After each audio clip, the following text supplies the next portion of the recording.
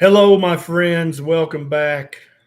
Hello, my friends. Dr. Ken Berry here. Thank you so much for joining me. Let's hang out for a while and talk about a proper human diet.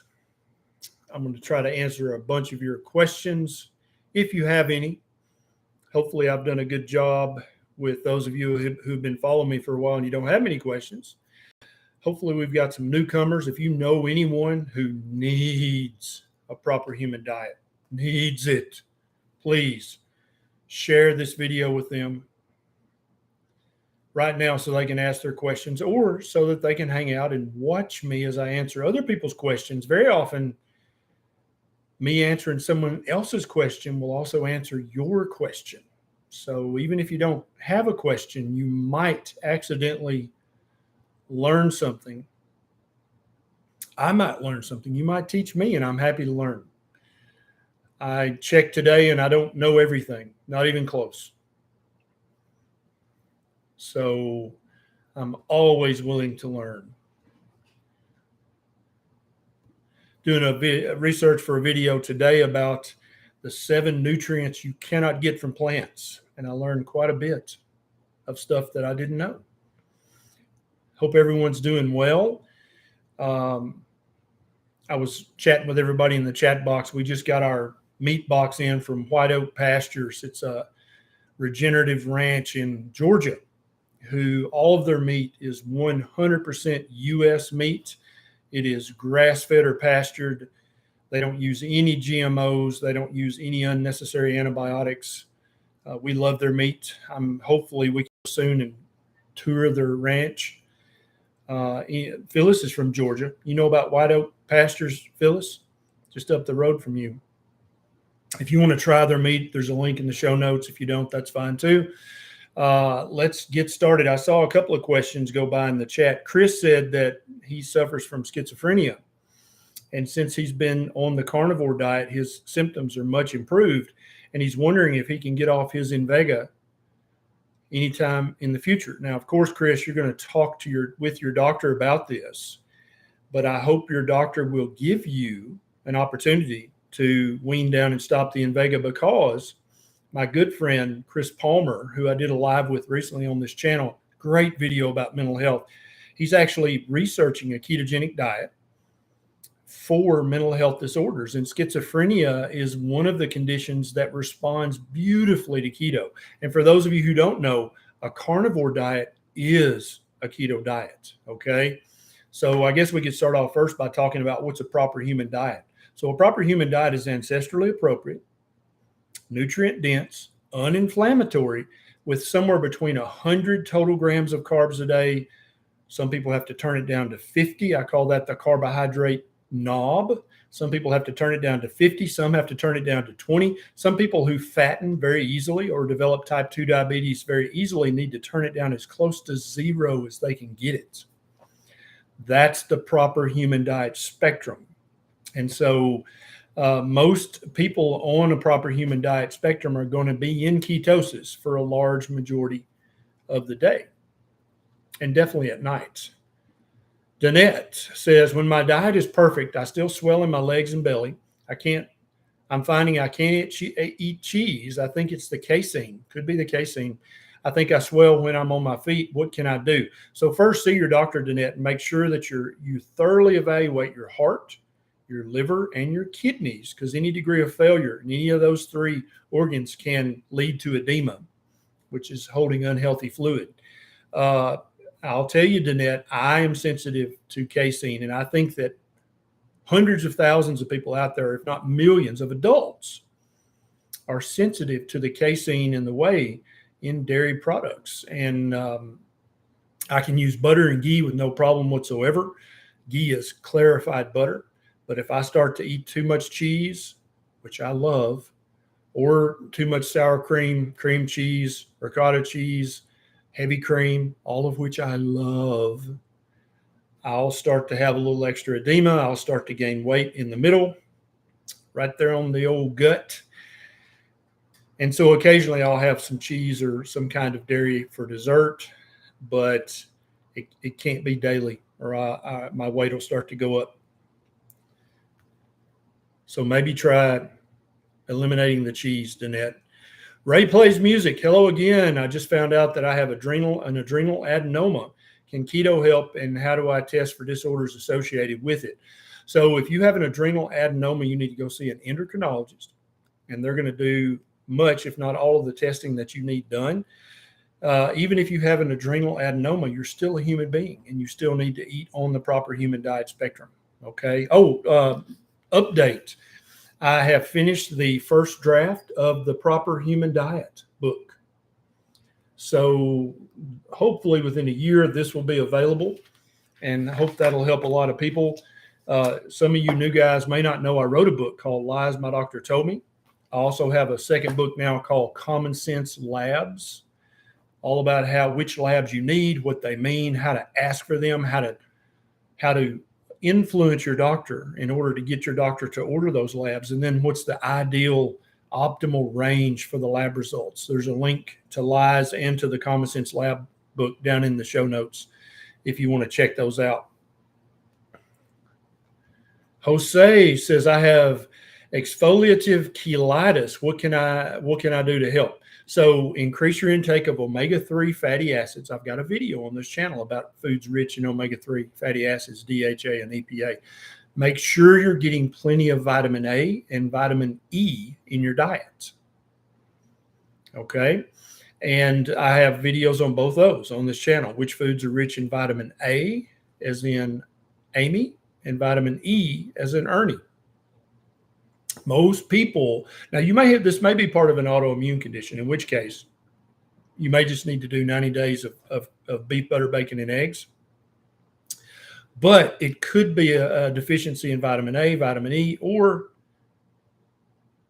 DHA or EPA. Hey, my Mad Crafted, welcome. First time catching me live. How many of you guys are brand new? First live you've ever caught? Type new in the comments. And I don't want any of you guys to be shy. You can't be shy around me. I won't allow it. I want you to chat in the chat box with each other. I want you to ask me questions. Oh yeah, we've got a bunch of new people. Jose's new, Zena, Marianne, Katrina, Pete, Terry, Daniel. Excellent. Patricia, Jason, Boy Mama. Excellent. Welcome, you newcomers. So glad to have you. So don't be shy about asking me questions. If you're just a beginner, now's the time to ask your questions. We've got some OGs in the comment section who've been doing this diet for years. They may reach out and answer you there. Or if I see your question, I'll try to answer it here. David says he's new. He was diagnosed with type 2 diabetes in July of this year. David, my friend, David Gomez, I'm talking to you. You have come to the right place. If you will follow the principles that I lay out in my videos on this channel about type 2 diabetes, guess what you won't have within 6 to 12 months? Type 2 diabetes. You will reverse it completely. Okay. Anybody else with type 2 or pre-diabetes who wants to reverse it? I've got multiple videos on this channel that explain in detail, step by step, exactly what you need to do to reverse your pre-diabetes, to reverse your type 2 diabetes, to reverse fatty liver, to greatly improve your blood pressure if you have high blood pressure or hypertension. What about metabolic syndrome? Got 3 or 4 videos about how to reverse that too. All these things, these chronic diseases of modern society, are improvable, if not reversible, by eating a proper human diet. So you've come to the right place. We're going to help you out.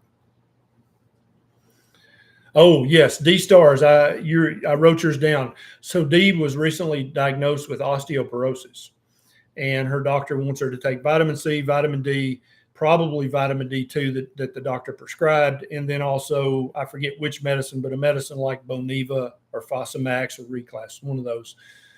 So you might decide, Dee, to take the infusion or the pill that your doctor gives you that's FDA approved for osteoporosis, but you absolutely need to follow everything I lay out for you in my videos on this channel about osteoporosis, osteopenia, and bone strength. You can absolutely strengthen your bones either with or without the prescription. Okay, but talk to your doctor about the prescription. Music with JM reversed his type 2 diabetes by following these principles. How many other people used to have type 2 diabetes, but you ain't got it no more? Carol said, I reversed type 2 diabetes by following a proper human diet. Thank you, Dr. Berry. Booyah. I love it. Oxbow Acres Homestead said, I did beef, butter, bacon, and eggs for 90 days straight. I had one dessert after that and immediately started craving sugar and carbs. I just recently started back and it's been a challenge. One of the great things that the beef, butter, bacon, and eggs 90-day challenge helps you with is breaking sugar addiction, breaking carbohydrate addiction. For many of us, I'm a sugar addict. I'll tell you right now, I'm not shy. But after many months of a carnivore diet, now, if somebody brought what used to be my jam, hot fudge cake with extra whipped cream, if somebody brought one of those, the cake was hot, the ice cream was cold, the fudge, I literally could care less about it. And I'm not lying. I'm not making that up. I would be like, nah, it's not worth it. I'm not touching that because I know I'm a sugar addict. It'd be like if somebody brought some 120-year-old bourbon, single malt, single whatever the hell, just the best bourbon in the world. But I was an alcoholic and I was on the wagon. I wouldn't, first of all, you're an asshole for bringing that to my house, right? Secondly, I'm on the wagon. I'm a recovering alcoholic. I'm not going to touch that. And many of you guys need to look in the mirror and raise your right hand and say your name and say, I'm a sugarholic. Yeah. Because admitting that for many of us, that's the first step. When you admit that, then every time somebody's like, oh, I made Aunt Matilda's pie. You want some? Maybe some of you guys should tell all your friends and family members that you are a sugarholic and to please stop tempting you with that. That might help them to understand where you're at. Just Jason Keto said, keto carnivore is the place to start to reverse type 2, along with working with your doctor. Totally agree. Totally agree. Oh, let's make sure. Malaise Lindenfield says, do you think you can reverse dermatomyositis doing beef, butter, bacon, and eggs?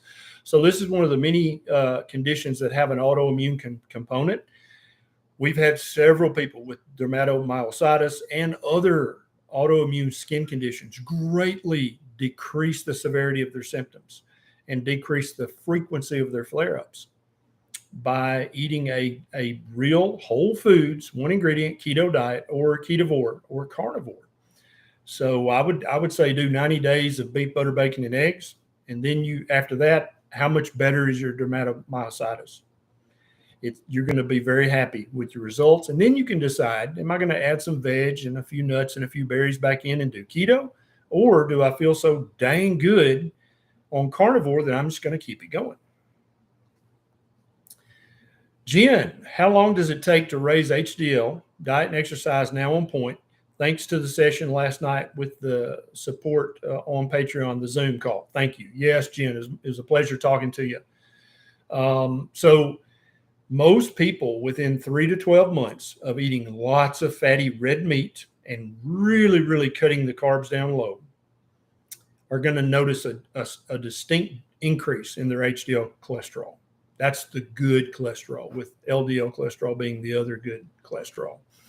Some people have to implement some daily lifting, some strenuous exercise, Jen, lifting heavy weights, sprinting, doing very intensive exercises that get you sweaty and out of breath, building muscle. Some people have to put on some muscle before their HDL gets all the way back up to normal.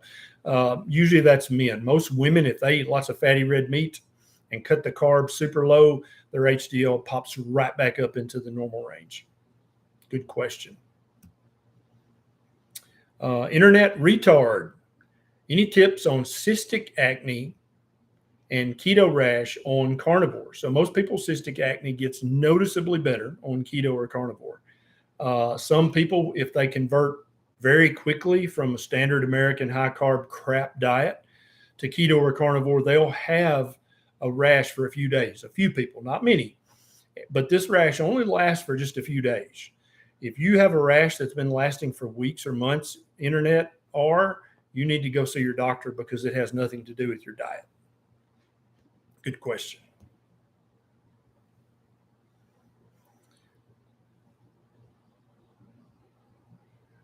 All right, let me find a good question here.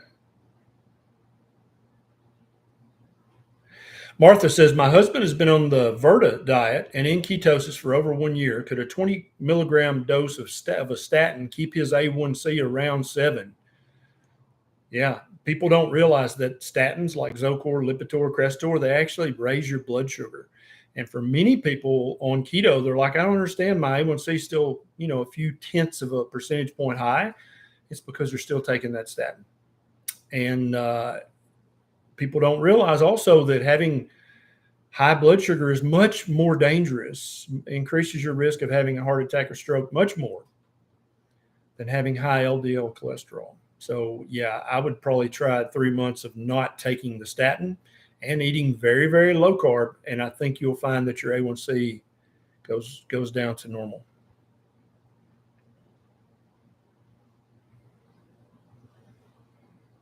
Claudia Holloway says, do I have to worry about calories? No, you don't. That's one of the beautiful things about eating on the proper human diet spectrum.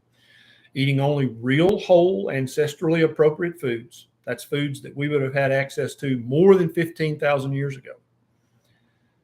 Lots of fatty meat, lots of eggs with the yolk, cooked with an animal fat like butter or ghee or beef tallow, duck fat, sheep's fat. It can even be camel fat or reindeer fat. I don't care. But most people notice that everything gets better when they do that. Okay, so I would give that a try and see how you do. But now it cannot be keto cakes, cookies, pies, keto shakes, keto, bars. It needs to be real, whole, one ingredient, ancestrally appropriate food that we've had access to for more than 15,000 years. That's a proper human diet.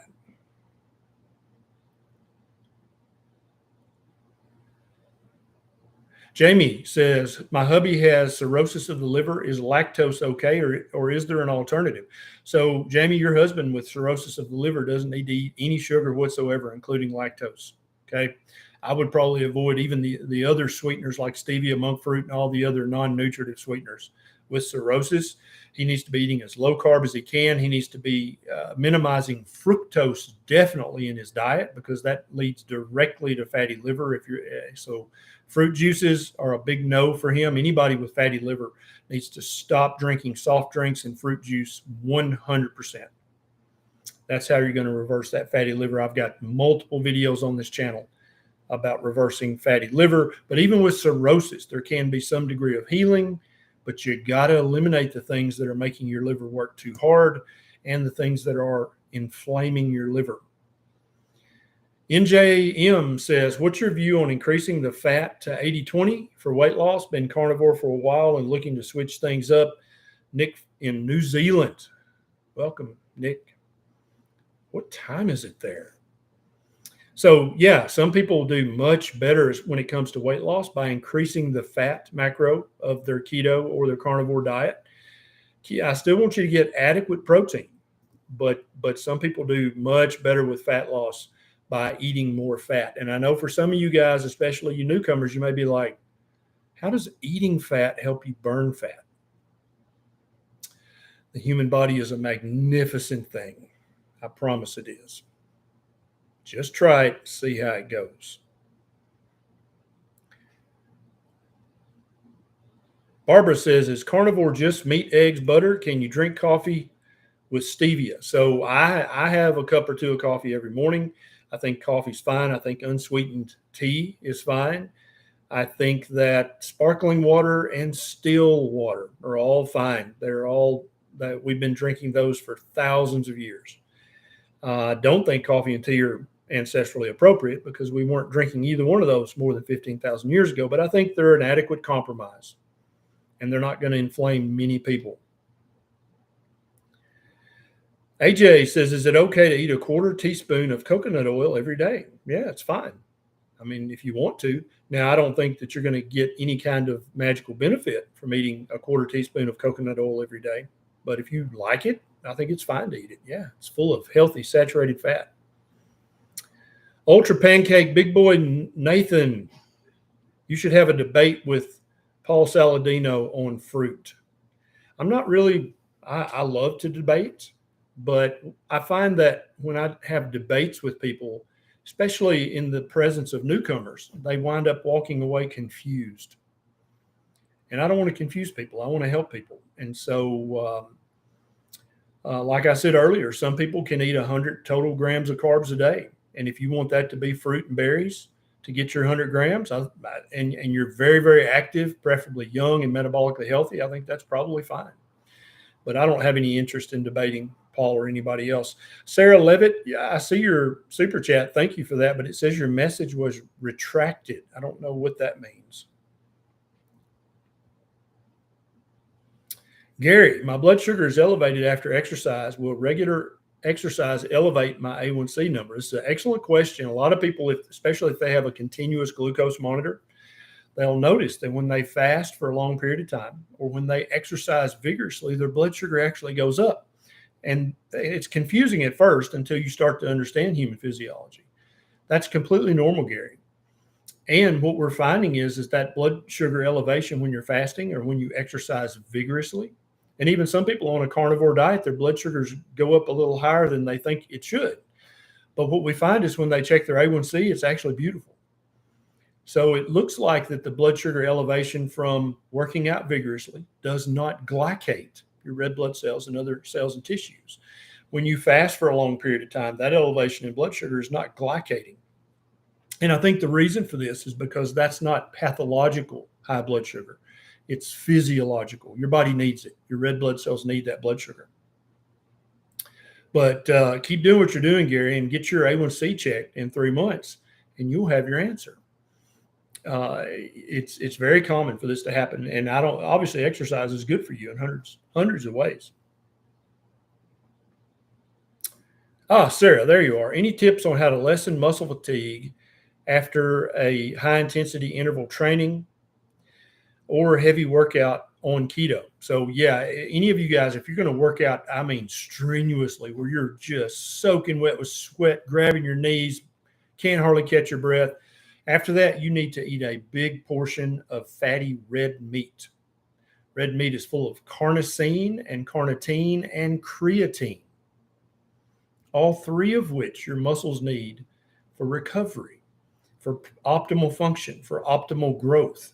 And so, yeah, I think you can work out fasted. I don't think you need to carb load before you work out. But after you work out, within an hour or two, have a big portion of fatty red meat. You can add some eggs if you want to. You can add some sardines, add some cod liver.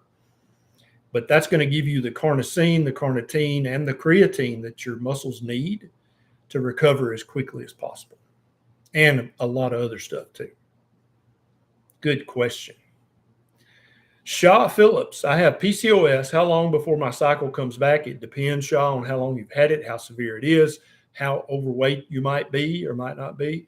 I've got several videos on this channel about PCOS, and I'm working on research to make another one because there was a new study that came out recently that showed that keto is the way. If you have PCOS, you need to be eating less than 50 total grams of carbs a day and eating lots of fatty red meat and eggs with the yolk. That's going to help your hormones. First and most importantly is your insulin level come back down to normal. Then that allows your testosterone and your adrenal hormones to start to return to normal. And your symptoms of PCOS are going to get much, much less severe. In most cases, a woman's period will start to become regular again. And in many cases, women will get knocked up. So you may not be used to using birth control right now, but if you're going to start eating a proper human diet, you need to start thinking about that, because fertility comes to one who eats a proper human diet. One crafty gal, do you think that mental stress plays a factor in diverticulitis attacks? Yeah, it can, either directly or indirectly. Just being under a ton of stress can cause irritation and inflammation in many, many parts of your body. But also when you're under chronic mental stress, you tend to miseat and eat junk you shouldn't eat. And that stuff can really increase your risk.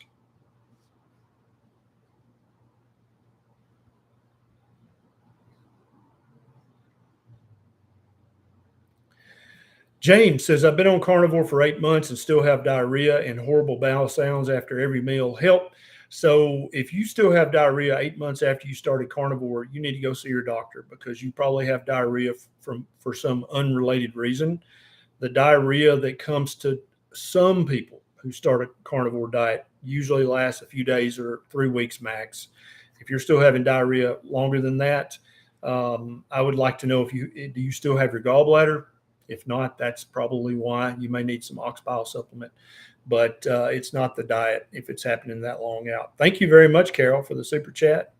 KD, I am a 48-year-old female with epi for 5+ years, but docs never found cause, just prescribed enzymes. Been keto carnivore since June. Can epi be reversed with keto? So I'm not sure what you mean by EPI, KD. That in their medicine is full of acronyms and abbreviations. That could be 3 different things. I'm not sure which one you're talking about there. Danielle says, please address menopause. I've got a few videos on this channel about menopause. The vast majority of women who start a proper human diet, very low carb, nutrient dense, uninflammatory foods, notice that their menopausal symptoms become much less severe. And a few women will start to have normal periods again and indeed become fertile again, even in their late 40s, early 50s. We had a lady on our Monday Night Live that we do every Monday night at 7 p.m. Central who was 51 and pregnant. So keep that in mind. Thank you, Robert Adams.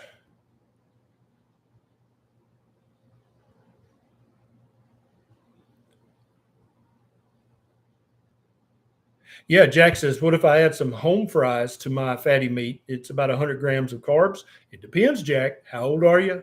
What's your metabolic status? How often do you work out vigorously? The starch in potatoes and underground vegetables like that, they just turn into pure sugar. There's no nutritional value at all to them. But if you'd like to add some home fries, you can try that for a month or two and watch your metabolic health, watch your weight, see what happens.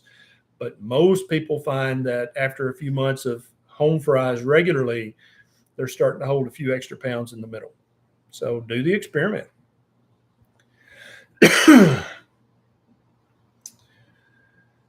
Danny C says, Bart K is a big advocate of not eating any carbs due to the Randall cycle. What are your thoughts on the Randall cycle? So the Randall cycle is absolutely a real thing. I think in some of us, the Randall cycle is a big deal. Especially those of us who are very metabolically ill, or who tend to fatten easily, or who tend to develop type 2 diabetes very easily. The Randall cycle is a big deal. And Bart, who's a good source of information, he has several videos on his channel where he goes into detail describing what the Randall cycle is and what sets it off. I don't disagree with most of what Bart says about the Randall cycle. I do think if somebody is young and metabolically healthy and works out very vigorously, very often, the Randall cycle is not as big a deal. Now, Bart would disagree with me on that, and I know that. And he would say that the workings of the Randall cycle, when you're eating fat and carbs, you're going to develop disease earlier in your life than if you did not have the carbs. And I think currently there's not enough research to prove or disprove that. But speaking purely from a physiological aspect, just looking at the physiology, Bart may be right. He may be right. And I'm open to redact, and I'm open to reconfigure a proper human diet. I'll rewrite the first chapter if some new compelling research comes out showing that physiologically, yes, you're doing damage if you're eating carbs with your fat. Currently, I think young, metabolically healthy people can probably get away with that. Is it doing long-term damage that we can't measure now? Maybe. But I don't think we know that for a fact yet. Thank you for that super chat. Robert Adams, sorry, never done super chat before. Can you discuss the inaccuracy of the nutrition info labels of foods as they relate to calories, protein, and weight loss. So the federal government, at least in the United States, lets food manufacturers fudge. They get to round up or down as they please. They get to estimate. And so if you buy a pre-made, pre-cooked frozen meal from Weight Watchers or from Lean Cuisine or from Stouffer's, whoever, do you think they truly, and it says it's got this many calories in this packet, do you think that they truly measured the food in that packet to come up with the calorie count or with the carb count or with the protein? No, they didn't. In truth, we have no idea how much protein or how many vitamins or minerals are in that. Okay. The minerals depend on, were there minerals in the soil that the plants grew in? Were there minerals in the soil that the grass grew in that the cow ate? If there are no minerals in the soil, then I don't give a damn what the USDA Food Data Central says. The minerals are not in that meat or in that veg. What about the vitamins in that veg? Well, how long did they cook that veg? The longer you cook it, the more vitamins you lose, right? If it says that there's vitamin A in the vegetables, that's a big damn lie, because no plant on the planet has usable vitamin A in it. They have beta carotenoids that some of us can convert to vitamin A, but many people can't convert much of the beta carotenoids at all to vitamin A. They get to say things like on cheese, they can say cheese food or cheese food product or cheese whatever. If it says anything besides just cheese, it can actually be 49% cheese and 51% some other shit, including sawdust. True story. So if you're going to buy cheese at the grocery, make sure it says cheese and there's no other word after cheese. Or you're literally paying your good money for sawdust and other fillers. Another way that they mislead people is by nutrition info labels of food that relate to calories. So in the low carb community, people love to count net carbs, and they'll put that on the front label. So keto shake, keto cookie pie, keto bread. Jesus, keto bread, please. So they count net carbs and they put that on the front, and you're like, oh, only 2 grams of net carbs.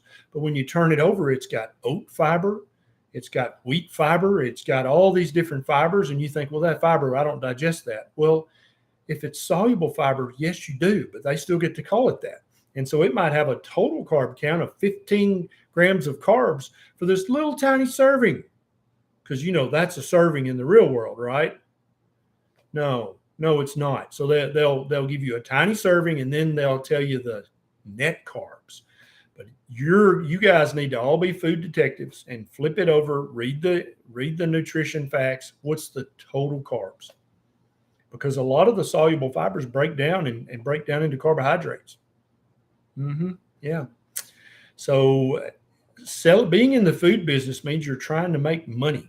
And unless you're selling vegetables from your farm, nuts from your trees, berries from your bushes, or meat from the pasture, a good way to increase your profit is to bullshit and to cut corners and play fast and loose with the truth. Laura, I've been diagnosed with ankylosing spondylitis, stage 4 liver disease, and heterogeneous thyroid. Is this diet safe for me? Yes, you are still, Laura. Despite all that, you're still a human being, and you need to eat a proper human diet.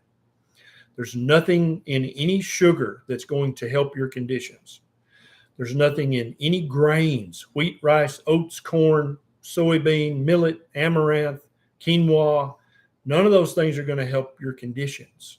There's no vegetable seed oil, canola oil, sunflower oil, safflower, peanut oil, corn oil, vegetable shortening, vegetable oil. None of that stuff's going to help your conditions. Okay. They're actually going to cause more inflammation and make your conditions more severe quicker. you need to eat a proper human diet, okay? And I've got videos on this channel that will help you understand. Ankylosing spondylitis can be crippling. You may already be suffering from that. Stage 4 liver disease is not a joke. You need to never drink a drop of alcohol again for the rest of your life. You need to basically never take Tylenol or any of the over-the-counter pain relievers again, ever, for the rest of your life. If you're in severe pain, go see your doctor and get a narcotic. That's actually easier on your liver than the over-the-counter pain medications. You need to never take another pill for that blocks stomach acid. You need all the nutrition in your food. So please take your food deadly serious, Laura. This is for you as getting close to life and death. I've seen people with stage 4 liver disease significantly improve their liver function by eating a proper human diet. Do not give up hope. There is hope, I promise you. Thank you, Shirley, for the super chat.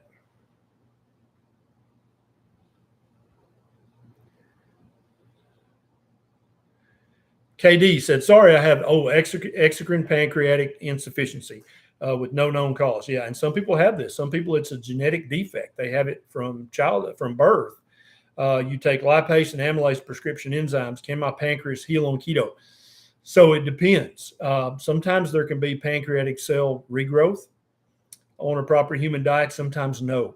Now, I do want you to keep in mind that just because you have to take pancreatic enzymes does not mean you cannot eat a proper human diet. You absolutely can. Also, I want you to know there's about 20 different formulations of pancreatic enzymes. Most doctors are just comfortable they prescribe the same one for everybody. Okay, and they just remember that one. That's the one they write down. But there's multiple different ratios of lipase and amylase and other enzymes that you can get prescribed. So if the one you're taking now, if currently you have trouble eating meat or too much fat, look it up yourself. You're going to have to do your own research, okay? Because unless you're seeing a gastroenterologist for this or an endocrinologist, probably not. But you're going to have to look up the different dosages and say, look, I'm currently taking this ratio. I want to try this other ratio and see if that helps me better. A lot of docs, honestly, especially primary care docs, they do not know there's more than one formulation. They were taught one in residency, and that's the one they use. But there's 20 different formulations that could help your symptoms if you're still having symptoms when you eat foods on a proper human diet. Thank you, Thomas, for the super chat. Okay, I've got everybody, I think. All right. How many of you guys have read Lies My Doctor Told Me?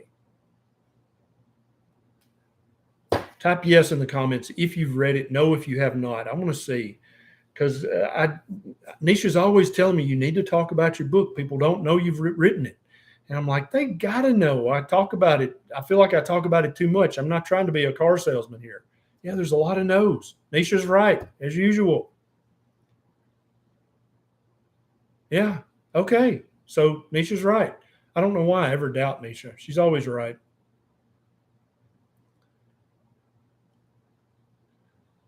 Listen to it. Yeah. For those of you with ADHD, there is an Audible version available on Amazon. Yeah. Yep. So, because I have severe ADHD, which is much better on a carnivore diet, much less severe, but still, I just to sit and read a book would probably, I feel like I would go insane. But I can listen to a book and go do something else. That's perfect. That way I'm doing two things and listening to a book. Got to be doing at least three things at once. I'm listening to a book on Audible right now it's a book written years ago by Carl Sagan about misinformation and science. What's the name of that book? See, I can't remember the name of the book. The Demon Haunted World, about how people get science wrong. They don't believe in science. They don't understand the science. I don't narrate the book. I was going to narrate it. I was going to fly out to Vegas because that's where Victory Belt Studios are. And there was that big earthquake in California. What was it, 3-4 years ago? And Neisha was like, no, you are not going anywhere near California. Vegas is next door. My brother lives in California, and sometimes they'll just take a road trip and drive to Vegas. She's like, nope, you're not going to Vegas. And so a very good voice actor read it. I think it's very good, but it's not my voice. But when the proper human diet comes out, even if I have to fly to Vegas after an earthquake, I will be the voice. Yes. It is a long way, Marcia, but you know, me and Neisha, we're redneck country kids. She's like, nope, you're not going. We're not afraid of tornadoes. We're like, whatever. But earthquakes, earthquakes freak us out. The new book, Common Sense Labs, is available now. It's I think it's got a 6-week shipping. So there's a link down in the show notes if you want to get the lab book. But the Lies My Doctor Told Me, it's on Barnes & Noble, Amazon, all the big booksellers have it. Hascat said, I never died in an earthquake. Yeah, I know. If I lived in California, I'd be the guy. It's like, oh, it's just a tremor. Don't worry about it. But we were in one earthquake. We were in Rome, and there was that earthquake in that little city, maybe, I don't know, 20 miles, 30 miles from Rome. And I felt it. I woke up at like 4:30 in the morning Rome time, and we were exhausted. And I was like, what the hell? And then I got up at 7 or 8, and I was reading Drudge Report. It's one of the many news websites that I check every morning. And sure enough, there had been an earthquake. That's what I felt. It woke me up at 4:30 that morning. What other? I look at several. I look at Fox News every morning, CNN every morning, Drudge Report. What's y'all's favorite news? Like when you first get up with your coffee, what's the first news site you click on? Because I'm always looking for a new news site, because I feel like lately news has been like, it's like, I think there's important stuff going on in the world, but all they want to talk about is either Trump, I love him, or Trump, I hate him. That's literally, what was it? Politico. I look at Politico sometimes, and the top 6 stories were about Trump. And I think Politico hates Trump. It's so funny how he's so polarizing. Mark says, with meat prices rising, anything wrong with fattening up cheaper cuts with butter and cream cheese? Hell no. I've got a video on this channel. You can do keto with hot dogs and mustard. You do not have to buy grass-finished, grass-fed, organic, non-GMO panda massage meat to do keto or carnivore right. It can be the cheapest meat in the supermarket. If that's all you can afford, that's just fine. You can buy that big 5-pound stick of bologna. Just try to find one that's got the lowest carb count that you can find. Cheap ground beef, the 70-30 cheap ground beef. Buy it in the 10-pound pack and fill your freezer up. Break it off in 1 or 2 pound portions and wrap it up in saran wrap and put it in the freezer. Plastic is fine as long as it's room temperature or lower. Okay. It's made from hydrocarbons. If it's room temperature or higher, you're going to have some volatility. You're going to have some leakage of the plastic. But if it's in the fridge or the freezer, it's totally fine. But find that meat on sale and stock up on the cheap meat. Hot dogs are fine. Bologna's fine. Potted meat. Spam's got a few grams of carbs, but if you're broke as a joke and that's what you can afford, spam away. Okay? You do not have to buy expensive meat to do keto or carnivore right. We love the meat from White Oak Pastures. But if it's too, if you're like, look at the prices, you're like, damn it, Janet, I cannot afford that. That's fine. Okay? Very often we'll go to Walmart or Costco or Super Kmart and we'll buy a bunch of ground beef. It's fine. Now, White Oak Pastures meat is better, no damn doubt. Tastes better. Probably is 2 or 3% healthier, but supermarket meat is just fine if that's all you can afford. Do not let your pocketbook dissuade you from eating a proper human diet, because I promise you in the long run, you're going to save more money and you're going to be able to make more money because you're going to feel better. Yes, Spam has some sugar. But if all you can afford is a can of Spam, I'd much rather you do that than buy a big bag of Doritos. Think about it. Yeah. And Beckett loves hot dogs. Every time he wants a hot dog, I heat him up one. I'll sometimes eat hot dogs with him. Hot dogs are fine. You just got to read the ingredients. Make sure that There's not too many carbs in there. Okay. A lot of people are worried about sausage and hot dogs. They're like, you don't know what they put in there. There might be peckers and noses. That's from a movie. What movie is that from? Do you know? And I'm like, I hope that there's peckers and noses and livers and spleens and lungs. I hope there's all kinds of parts of the animal in here.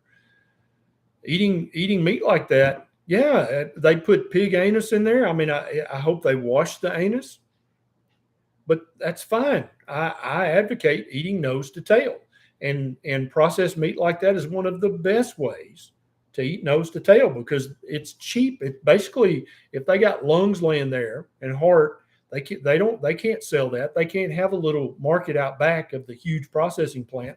They're going to throw that stuff away, or they're going to sell it to the dog food factory. Put it in my hot dogs, please. Fill my hot dogs up with organ meat. That would be awesome. Craig said that.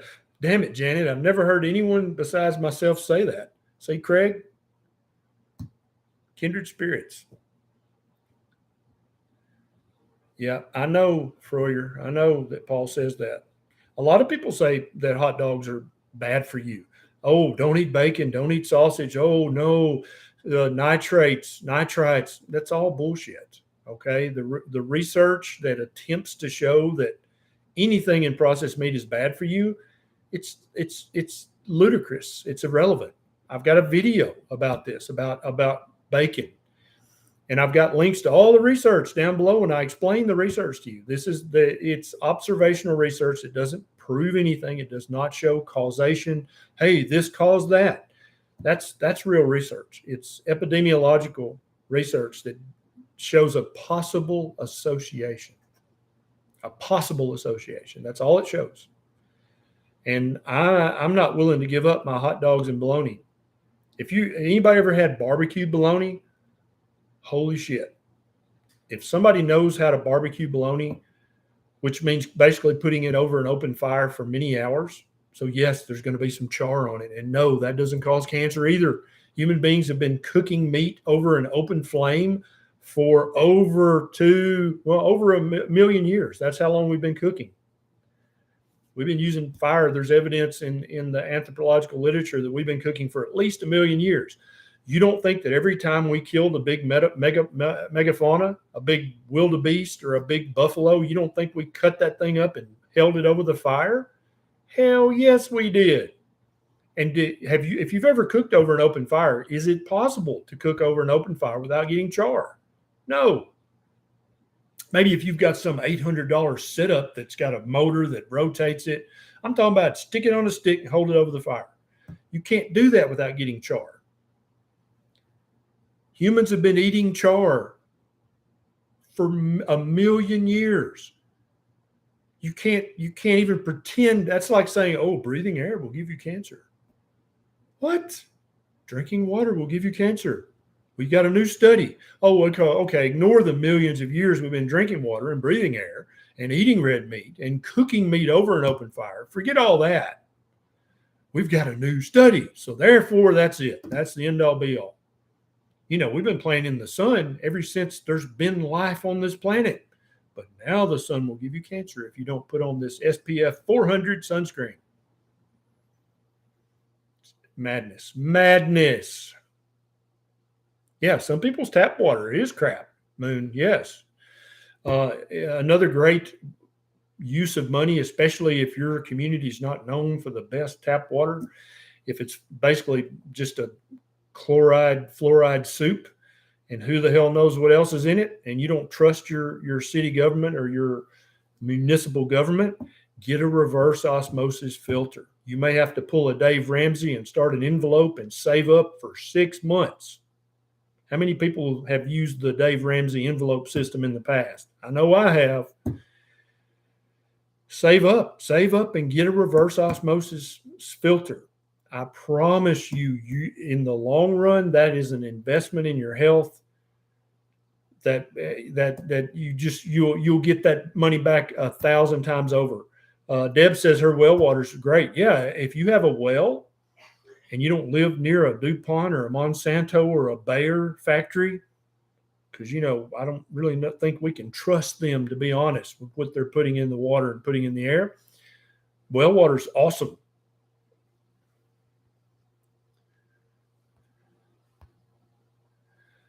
Hey, Buddy Black, thanks for the super chat. Ninja Rim, I just got a kidney stone and they told me to quit carnivore because of uric acid. Can I continue? Never felt better. Any kidney stone advice? Thanks. Yeah, so I've got a video on this channel about kidney stones and what really causes them. More than likely, Ninja Rim had a really big kidney stone in one of his kidneys. And you can't feel a kidney stone until it moves. And if it's big enough, it can't move. So a lot of you guys have a kidney stone and you have no idea because it's too big to move.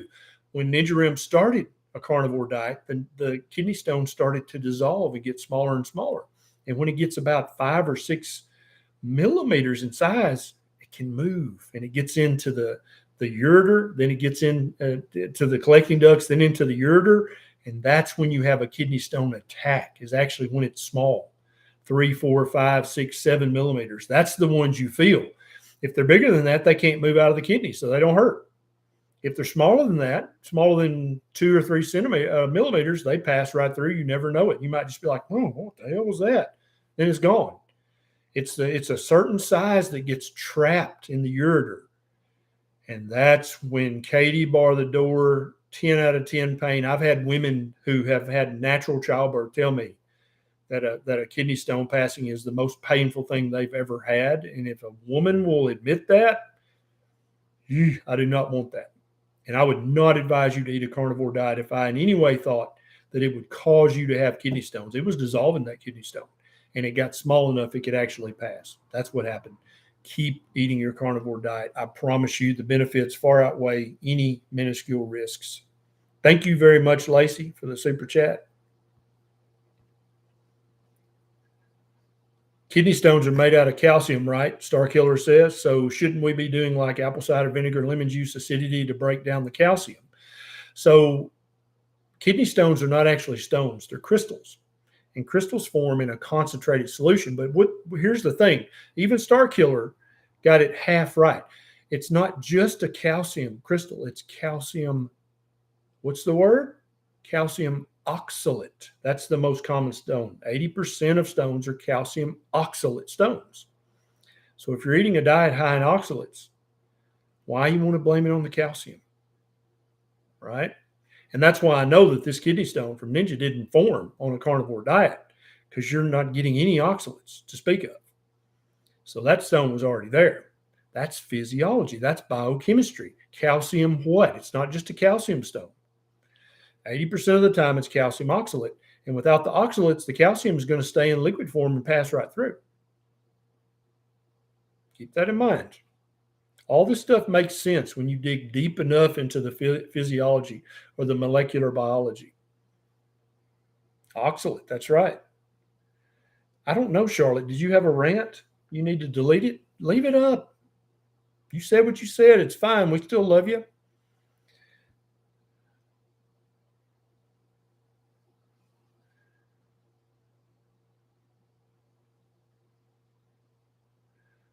Good, good. You guys, I love it when you chat amongst yourselves. That's totally fine. Don't you erase that rant. You leave it. Is keto carnivore okay for someone with end-stage chronic kidney disease? Absolutely, Flossy Dossy. I love your handle.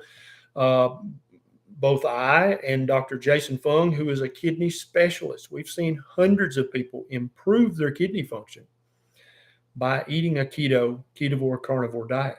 Very low in carbohydrates, very low in oxalates. I've seen people with stage 4 kidney disease reverse it back up to stage 2. I've seen stage 3 go back to normal. I've seen stage 1 and stage 2 hundreds of times go back to normal kidney function after a few months on a proper human diet. Absolutely. Absolutely. Miss Misto said, is metformin good to take with PCOS? Yes, it can be, especially if your A1C is above 5.6. If you're still having trouble with glucose and insulin metabolism, especially if you're still eating high carb, then you definitely need to take metformin. Yes, 100%. But on a low carb enough proper human diet for long enough, you're not going to need the metformin anymore. Sandy B said, my son had a couple of moles removed and the results came back as melanoma. What's the best thing he needs to do? He needs to go see a dermatologist and have a wide excision. And he needs to probably have his lymph nodes checked to make sure that it's already metastasized. Melanoma is the booger. It's the bad one. And sometimes it can be a very tiny little primary cancer and it's already metastasized. So he needs to go to a good dermatological surgeon and have a wide margin excision, take that puppy out. Depending on how deep it is, they may have to take some of the underlying tissue as well, and they'll probably take some lymph node biopsies to see if it's already in the lymph nodes. Best of luck to you. Our prayers are with you on that for your son. Yeah, I have a video about gout. If any of you guys are like, I thought eating lots of meat and fish, I thought that caused gout. Absolutely not. That's not what causes gout. I've got a video on this channel that explains it so you can understand it. And Michelle said, your link to White Oak Pastures has turkey livers. Those are very hard to find and my favorite. Thank you. I did not know they had turkey liver. I'd love to try a turkey liver. You ever had turkey liver, Neisha? Nope. Yeah, we would love some turkey liver. I didn't know they had that. That's awesome. I know they got a lot of cool stuff. Gail says, my husband says he gets cramps after drinking lots of Topo Chico. Is this normal? Drinking too much water can lead to cramps. Although I know maybe your doctor said drinking lots of water will help cramps, it actually dilutes your electrolytes if you drink too much water. So either he needs to back up on the electrolytes or get some Keto Chow Daily Mineral Drops, add that to the Topo Chico, then he won't get cramps.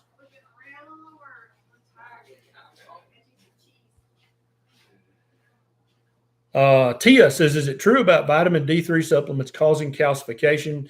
See, a lot of people will say you need to take vitamin K2 with the vitamin D so that your body doesn't use the vitamin D to put calcium in inappropriate places.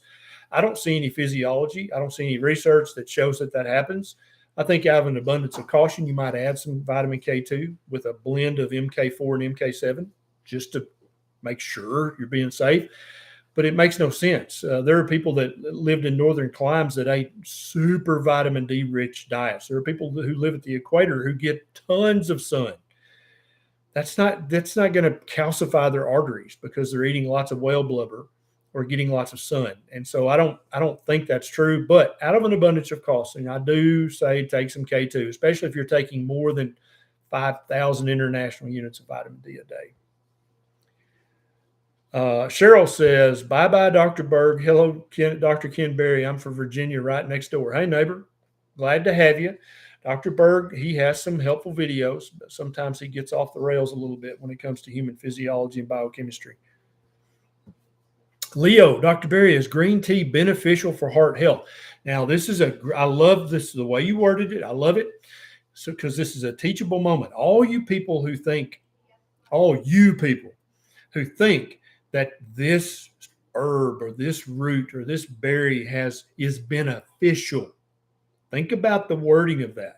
So is green tea beneficial for heart health? In other words, does green tea have something magical in it that somehow is good for my heart? No, it does not. Now, is green tea okay to drink as long as it's sugar-free? Hell yeah, drink green tea every day. But do not expect some benefit from drinking black tea, brown tea, green tea, white tea. Do not expect some magical benefit from drinking coffee. Double espresso. Oh, double espresso is magic. No, it's not. It's fine, but there's no benefit. So many of the things that are touted as having a benefit, it's total horseshit. Okay.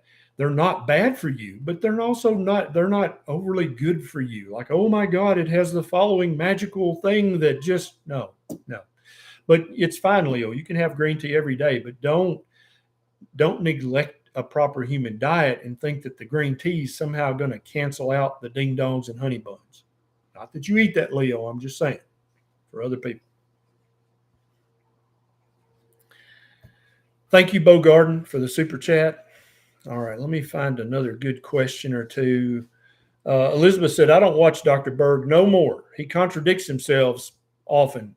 I do, however, love Dr. Stan Ekberg. Yes, Dr. Stan Ekberg, I agree with virtually everything that comes out of his mouth. There's a few things I'd be like, well, but from far and away, Ekberg is great source of information. And he really explains things so that you can understand it. Michael S. says Dr. Berry is beneficial. Well, thank you very much for that.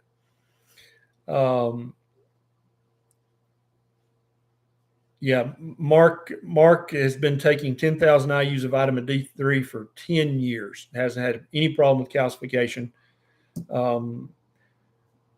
Faina says, thank you, Dr. Berry. Listening to you helped me reverse my type 2 diabetes. Now, I want you to take some credit, Faina. You listened to me, but then you got to work in the kitchen, didn't you? You fixed this yourself. You just needed the information. You needed the right information. And you reversed your type 2 diabetes yourself. I didn't do that. I didn't come to your house and slap you around, make you eat bacon. You made the decisions, and you did the work. Well done. Well done.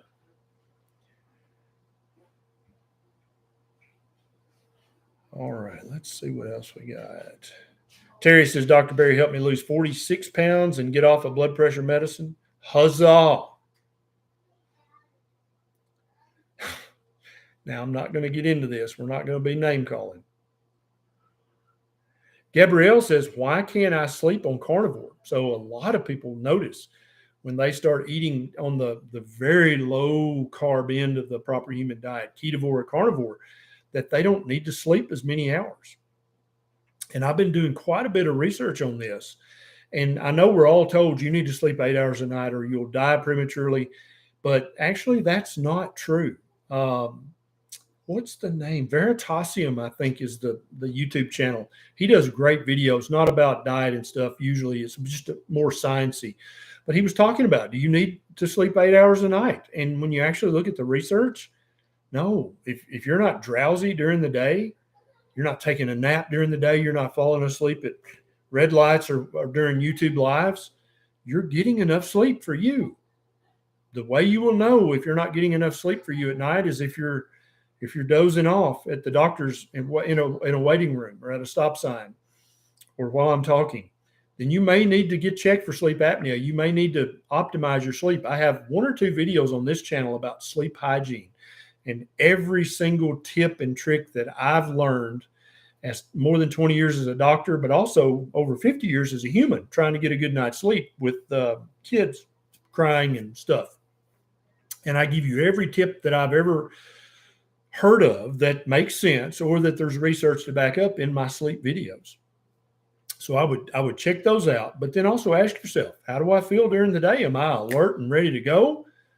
Am I taking do I need a nap? Am I laying on the couch all day? Am I fatigued? If you're like, no, I feel freaking amazing, then you're probably getting enough sleep for you, but it just may not turn out to be 8 hours of sleep. Brant says, what benefits, if any, to doing a niacin flush? No benefits whatsoever, Brant.